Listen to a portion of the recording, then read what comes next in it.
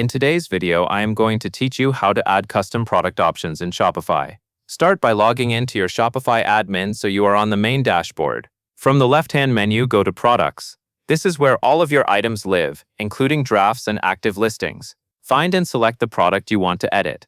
If you have a large catalog, take a moment to confirm you are opening the correct item because options and variants apply only to that specific product. Once you are on the product details page, scroll down until you see the variants section.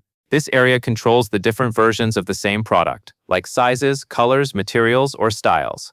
Adding options here helps customers choose exactly what they want, and it keeps your inventory organized behind the scenes. In the variants section, click Add options like size or color. Shopify will open fields where you can define how the product can vary. First, enter the option name. This should be clear and customer-friendly, such as size, color, or finish.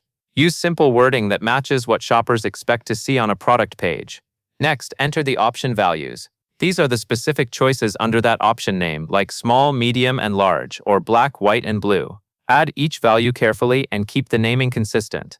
For example, if you use large on one product, avoid using L on another unless you have a reason. Consistency makes your storefront look cleaner and can help prevent confusion when managing inventory and orders.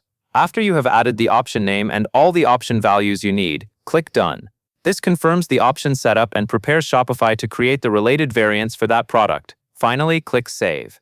Saving is important because it applies the new options to the product and makes them available for customers to select. If you navigate away without saving, your changes may be lost. That covers everything you need to know.